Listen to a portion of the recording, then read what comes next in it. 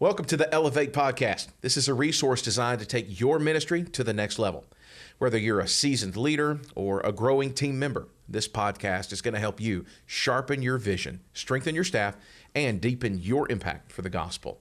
My name is Brandon Abbott. I'm today's host, and we're diving into a conversation today on church revitalization and replanting. Joining me are my good friends, Brandon Hayes and Hunter Melton. Today, we're going to learn and lean into their stories. We're going to talk about the unique challenges of church revitalization, and we're going to explore how they're learning things along the way. But before we jump in, I want to remind you, we do have exclusive resources available for you. Church leaders at elevatechurchconference.com. You're going to find leadership tools, access to upcoming coaching calls, all designed to help you navigate those realities of ministry today. So let's dive in. We have 9 campuses now. That's awesome. Crazy. Yeah. I was on the launch team of the very first regional campus that we had in Spring Hill, the church at Station Hill. Never thought we would have 9. That's fantastic. Each of you, like myself, pastor one of these regional campuses. So go ahead and just, I guess we'll start with you, Brandon. Yeah. Tell us who you are, and maybe if you can, like how your campus came to be. Sure. Thanks, man. Yeah. Brandon Hayes, been here at Brentwood for about a year and a half, a little over a year and a half. And my family and I moved here from Lubbock, Texas, way out west. And so culturally, I feel like there's some similarities, just but also just different being in the Southeast versus being out in West Texas. Man, loving the church at Harpeth Heights is the campus I'm at over in West Nashville. And it has been a church, I believe, since the 1940s or 50s. And really saw kind of its most thriving season from about 1985 to 2000, somewhere under Matt Hanna, which actually, his son David Hanna is actually pastor one of our campuses now, which is awesome. Yeah. Doing a great job over at Laughlin Springs. But really from about 2000 onward, it just had lots of highs and lows, kind of the roller coaster, right, up and down. And then they merged with Brentwood in 2018. And so it's been going on 6 years now that they've been a campus of Brentwood Baptist. Sure. Yeah. And I think Woodbine's has an even longer history than that in terms of Nashville, right? Yeah, so Woodbine Baptist Church was started in 1934. Okay. So we're 90-something years going on as far as a gospel presence in the neighborhood of Woodbine. And so they had their heyday kind of in the 1960s into the 1980s. And then the neighborhood kind of changed underneath them a little bit. It was difficult to adapt. And so they did some really good multi-ethnic work in the neighborhood, but never fully figured out how to revitalize the ongoing Sunday to Sunday life groups, those kinds of things. So they have a wonderful history and a wonderful legacy. In 2014, the church at Woodbine was born from a merger of Woodbine Baptist Church and Brentwood Baptist Church. And so I stepped in just in July of last year, and looking forward to continuing that revitalization work inside of a neighborhood that is desperately in need of gospel presence. Yeah. So I have a wife and 2 kids, and we are loving, I was at the Church Avenue South, one of our other campuses, for about 7 years. Before that was in the ministry residency before that. So I have seen the good work that Brentwood Baptist has done raising up leaders. And so I'm just privileged to be in the seat that I'm in. For sure. Yeah. And so, it's been a wild ride, but it's been wonderful. Well, and it's cool hearing both of you talk, because it makes me realize what the 3 of us did was really vastly different. You guys both stepped into campuses that were already established. In fact, both of those campuses had campus pastors with Brentwood Baptist prior to you guys getting here.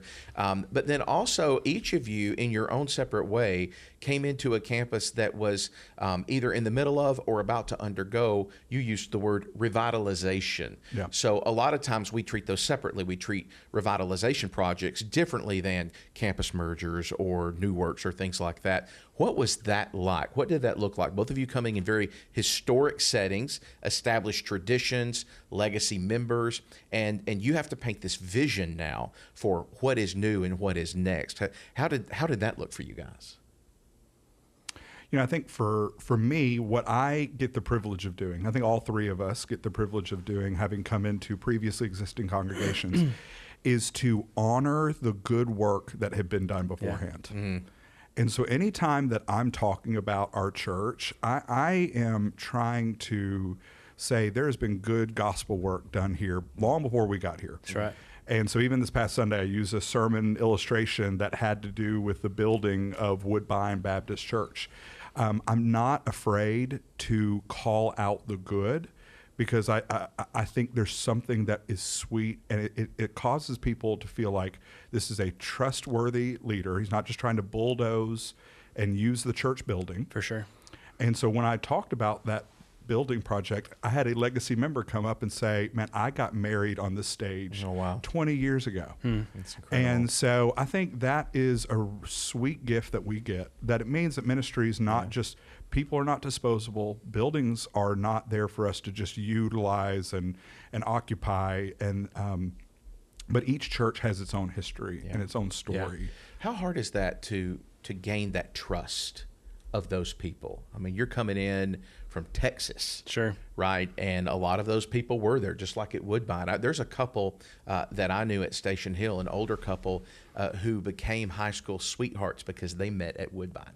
Really? Yeah, and That's some awesome. really neat legacies that God has woven in throughout our entire church family that would come to fruition eventually through this process. But so what is that like, stepping into those relationships, man, and earning that trust? And he said, one, I would echo what Hunter said for sure. Well said. I think just time, patience, right? Intentionality of relationships. I remember my first Sunday there at Harpeth, as our groups, some of our groups meet at 9 a.m. on Sunday morning. So I went out to kind of an interest where some of our senior adults come in, but also our kids come in, and just greeting people, saying hey. And one of the members told me, man, we haven't had a pastor do that in a really long time. And now, I don't do that every Sunday, don't get me wrong. but Especially when it's cold. For sure. Yeah. But just like it made an impression of just, hey, he wants to get to know us. And I think that's the key, is just that intentionality of relationship of like, I'm not going to hide behind a desk or in my office or wherever. I'm going to be present with you, and recognize they're not going to immediately open up and share with you everything about themselves. But just being intentional, I think, is so important, right? Yeah. I was talking with Matt Pearson, one of our campus pastors at West Franklin, and we were talking about even like in preaching, working in personal anecdotes or just sharing your life story as another avenue for the at large to get to know you, to begin to build that trust, right? Of course, I've got to have time to listen to them too, right? I think Mike Glenn used to call it coffee and pie, right? Just to listen to people, but also we've got a unique platform every Sunday to share a little bit about us, so they can learn, okay, this is who this person is. I can learn to trust them. Sure. Yeah. Which is convenient because I love pie. Right, that's right. And coffee too. Do you? Yeah. Yeah. And you literally haven't been there very long at this point. Like how long have you been at your campus now? About 8 months. So not even a full year yet. Yeah. Have you already seen the importance, I'm guessing you have, of shared experience in terms of gaining that trust, like things that you're doing with them now? Yeah, I think, revitalization, so anybody who's in a revitalization experience needs to know that there's no replacement for time. Totally. And there's no replacement for availability. And if we do think, I think you mentioned hiding behind a desk, if you think that your job is to crank out really good sermons and to have the budget balance and that's it, those are important parts, right? Absolutely, but I think it is be with the people. And so go to the Super Bowl parties. I think you understand someone more when you see their home, right? Like when I get into someone's home, I then have a context for their lived experience. Yep. And so, there's no replacement for just saying, I'll show up or I'll stop by.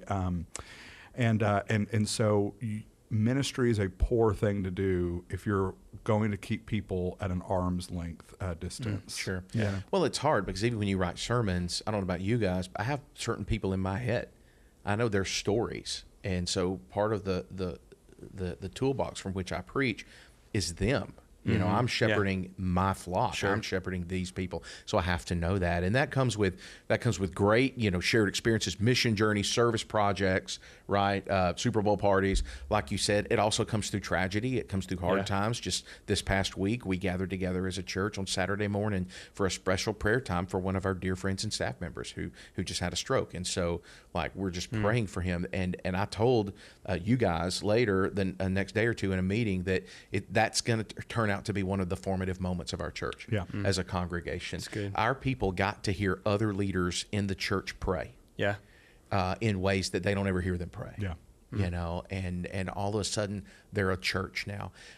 I think that's cool about what we've tried to do is, yes, we're one church and there's strength in that, but we've been allowed to be a local church in our area. Yeah. So like the Harpeth Heights area is very different than the Woodbine area, is very different than the Columbia area of South Nashville. So tell me a little bit about that. What does it mean for your church to be a local church in their community? How is that taking place? I think it's, again, it's time, right? Like intentionality. I think giving them, trying to cast a vision for that, right? Yeah. So all of us, just as human beings, we tend to turn inward, right? And so beginning to put together a vision of them before them of hey, we're going to be outward facing, right? So as simple as when people come in our building, we don't want to be huddled up in our little cliques and friend groups that we all get comfortable with. Like how can we turn outward to be ready to engage with people? And then I think, casting that vision for what does it look like to see your career as a platform for the gospel, right? Like whatever capacity you're serving, whether you're volunteering at your kid's football game, whatever it is, like those opportunities to engage with people. In your local community. That's right, absolutely, absolutely. I think that begins to shift the paradigm from just like, hey, here we are in this little, like our little church, our little space, to like, hey, we actually are in a context and we want to reach the people that are right around us. We noticed, we were talking about our next gen teams, our student ministry, and it was funny because it really grew around one particular school in our community. And, some of our leaders were worried about that. We need to be a little more diverse. We need to make sure that we've got people from all different schools and communities and teams and those kinds of things. And I totally agree with that. But I said, let's celebrate that, because what that means is we have students and teachers and administrators from that school all going to our church, and it's not even affiliated with that school in any way. It's just when people went to work or when they went to school, they talked about church. Yeah. They talked about the Lord, and they talked about a safe place, and they talked about a place where they could grow. And so, we were growing kind of from the inside out in that specific community, or where you grocery shop, or, if there's a local food pantry in your area, a lot of our people tended to serve at that, and then we grew out from that. Yeah. And that hyper focus on where you are, right? Jim Elliot, famous missionary, said, wherever you are, be all there. Live to the hilt every moment that you believe to be the will of God. Your church's address. I spent a lot of time in the months leading up to potentially becoming the campus pastor and eventually becoming the campus pastor at Woodbine, of looking at the area around it. And what I began to realize is our church's address is on our website, like all of ours are, and it helps to locate where our church is for anybody looking to come to visit us. But it's also there as a reminder to us of where we are located and who we are supposed to reach. Sure, yeah. The guy right down the street there. Exactly. Yeah. So 29 Whitsett Road, we are not there on accident. And our neighborhood has a lot of, just on the surface, a lot of issues. Heavy drug abuse, a lot of violence, some gang activity, the stories that we have found. That's just your deacons, right? That's just our deacons. Yeah, that's right. Much less everybody else around. I'm sorry, Woodbine deacons. I'm just that was good. But what I'm reminded of is that we are a gospel presence. Like, I don't need another church. Like, we don't need to be anywhere else. Yeah. Like, God has called us there. And so I think, revitalization work is a lot of unglorious days and weeks that feel like you're just inching the ball forward. But if it's happening in your neighborhood, like, God's in it. What have been some of those challenges? Like we know, you guys have said rightly so, that one of the factors of building trust among existing people is honoring the ministry that's taken place. Yep. Nobody's coming in and saying this thing's broke, we got to, it's not that at all. It's it's reclaiming the gospel footprint in that community, whatever it takes, right? And hopefully those people get on board with that. What are some things that have been in the way of that? Like I'll give an example for us. We grew really fast, really quick. And we had a building because we merged with a church there. It's in an historic area of town, which adds a whole nother level of approvals for the city even whenever we want to do anything. And so we're a little limited. We're actually displaced right now. We're meeting in a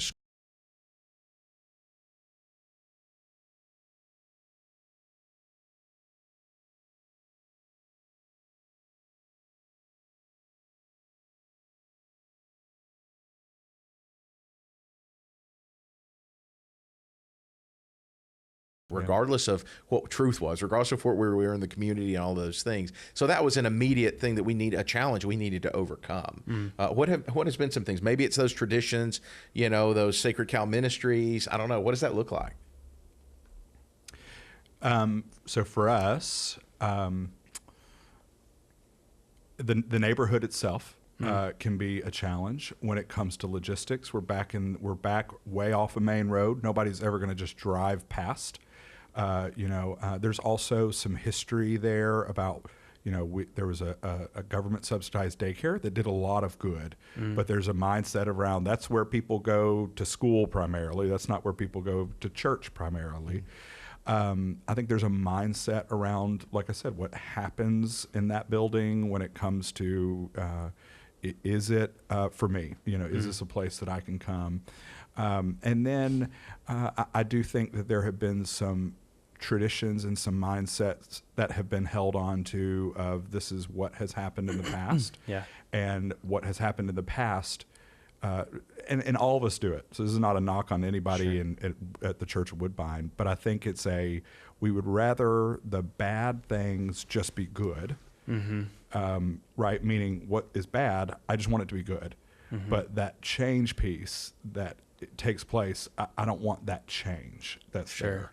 Does that make sense? Like I'd rather just let go of something. The broken things be fixed, not realizing that to fix something, things have to change.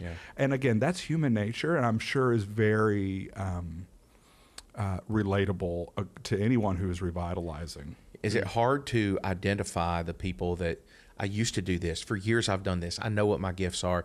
Is it hard to identify those people and help them kind of catch that new vision of wonder what God wants to do now with you, and to maybe empower them to be a part of that change? Have you had some of those, like people that would come to you and say, well, I've always done this? Sure. How do you redirect those people? I think I want to back up to answer the other question too, if I can. Please. But I would say, I think most of the time those I'm smiling because they do it and they're just excited. But most of the time, those people find you, I feel like. I remember I'd just gotten here. We moved here on a Wednesday, and that Saturday before my first Sunday, we went and met with a Sunday school class, a small group, life group, to just hang out with them and have dinner. And even in this, already people come up to me, hey, I used to do this, or I had this idea. So I feel like a lot of them they were passionate, right? Of course, you always have to still seek to get to know people, but all those people, I think, were just eager to share. So then it was just trying to decipher, hey, here's what I'm hearing. Let me also get other perspective. What are other people's perspective on what has been? I think to the question about some of the challenges or as we came in, I would say, at Harpeth, I think the campus pastor before me, probably because he was the one there in the initial merger, probably faced more of that than I did as far as clinging to the past. I start now, I feel like even when I got here, there's a general hunger for, hey, let's move forward. Nonetheless, I think and these wouldn't probably translate to every context, but I remember when you asked that question, 3 things that came to mind that I kind of preached to myself when I first got there was, and I guess I had to be alliterated Baptist, but I want to make sure I feed them. I'm going to focus on preaching God's word, just feed them well right now. And then the second one was, we're going to have fun. I think when a church is under revitalization and maybe has gone through some hard times, people can forget that church is a lot of fun. More specifically, being a part of the body of Christ and seeing him work is a lot of fun. And so just try to bring a little bit of fun to it. I don't mean being funny, but we're going to have a good time, right? Serving God is fun. And so that's a mindset shift of just kind of doing what we've always done, or, man, we've gone through a lot here. I hear that, but we're going to have fun, And then a third one kind of related is hey, you have a future. So, man, I want to hear about the past. I want to learn from it, but the best is yet to come. We truly believe that. So I think, because I do think hunters, I think there can be that kind of clinging to what has been, or, man, I remember some glory days, and I want to honor that. But there's a future ahead of us that God's inviting us into, and both are awesome, right? Yeah, sure. And I think I forgot what you just asked me a second ago. Did I already answer it? I was asking what your favorite pizza was. I'm Supreme guy, honestly. Okay, all right. That's I have barbecue too. There you go. Pizza. Interesting. Yeah.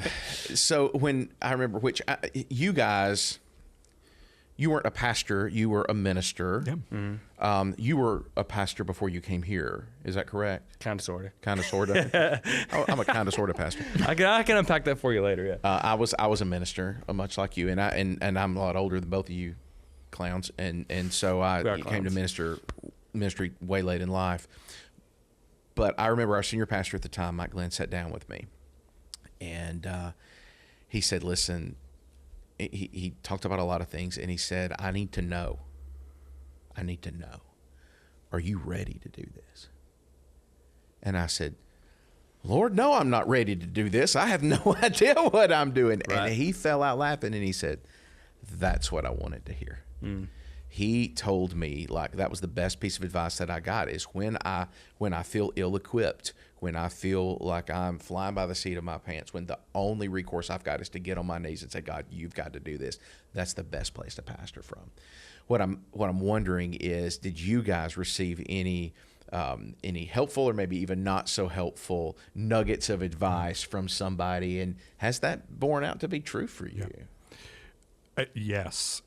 Yes. Aaron Bryant, the lead campus pastor of the North, was my supervisor when I was at Avenue South, and is still my supervisor. Brandon and I's supervisor. He said there's no way that you can emulate or to replicate from the second chair what the first chair has to deal with. And, walking into the position that I'm in, even though our campus numerically is about the same size of the ministry that I was running at Avenue South in our college ministry, with the complexity of it, and having to think about discipleship from, we say, is the womb to the tomb, right? Discipleship and care, birth to death. That's right. Yeah. And to think about all of those complexities, you can't. I mean, it is a real thing of waking up in the middle of the night thinking about a conversation, or waking up in the middle of the night and, dreaming about what could be. And you just can't expect a staff member or a deacon to really be able to fully own that, and to have like some resentment against, like, why are you not as concerned? For people who are just kind of a part of the church, demonstrates that a pastor is putting more hope in what other people think than what God has called them to do. And so I've walked through that. But sure. I have seen, walking into that, it's an infinitely complex seat to be in. Yeah, absolutely. Absolutely. Tell me about staff. Like, how fast do you grow your staff? Do you wish you could grow it faster? Do you involve more lay leaders? How does that work for you guys at Harpeth Heights? So we been there, a year and a half. When I came, so there's 6 of us on staff. Okay. And in the past year and a half, if you include me, 3 of us are new. And so we've had some shifts, for sure. And I feel like, man, one of the beauties of this kind of church, and for the purpose of this conversation, network, we're a church, we're one church, but even just the idea of like a network of working together, one of the beauties is, I think, you're able to resource, I don't mean just money, but with people, resource churches in a way that maybe they couldn't on their own. And so, man, I'm really grateful for this staff that we have. And one of the conversations we're having now, something we talk about a lot in this season, is better before bigger. So we're emphasizing, how do we focus on quality, giving our best, and the bigger, God's in charge of that, right? We're going to focus on what we can do better. And with that includes developing not just staff, which that's part of it. Like, even just next week, we're going to meet at a coffee shop and just talk through the book together as we're growing as a staff, but as meaning inwardly growing. But then even, how do we begin to develop team members so we can be better before bigger, right? Because it's kind of we right now, like this Sunday, run low 300s, and like, okay, it'd be awesome to one day be in Ave South and have 600 people. That'd be great. But if they all show up tomorrow, bro, we're up a creek. We're in trouble, ready, right? Man. Yeah. So better's got to come before bigger. And so let's develop staff, let's develop volunteers, so that, man, we can be ready for whatever God may send our way, right? With a growth mindset, but also a stewardship mindset. Want to be open-handed. Whatever he may do, we want to be ready for it. Aaron, you mentioned Aaron. One of the things that I heard him say as he came back from his sabbatical this year was God spoke to him and said, listen, faithfulness before fruitfulness. And I needed to hear that. Yeah. Because I got to be honest, I walk into this team every Monday and I hear success stories from different campuses, and we all ebb and flow in terms of momentum, ministry strategies and all of those things. And sometimes it's easy to get anxiety a little bit, like, am I doing the right thing? Are we leading these people well? And yet, if you just continue to preach the gospel, you continue to love your people, you continue to set that vision, circle around those legacy members, circle around those people. Hey, I'm wondering if you would be willing to take this on because I see these qualities in you. And I know it's different than you've ever done before, but what you've done before shows me that God can work that way in your life.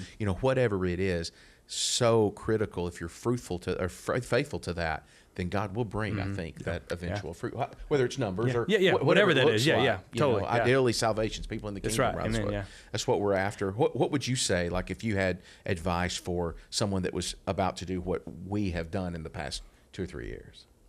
So I'll quote Aaron Bryan again, in answering this question, but also a piece of advice he gave me was something to the effect of, you're going to overestimate what you can do in a year, and you're going to underestimate what God can do in 10 years. Wow. And so with that, being patient, right? That's been really helpful to me, but I think I would pass that on to somebody who's going into some kind of revitalization or something like that. Man, just it's the long game, right? Being patient and trusting God.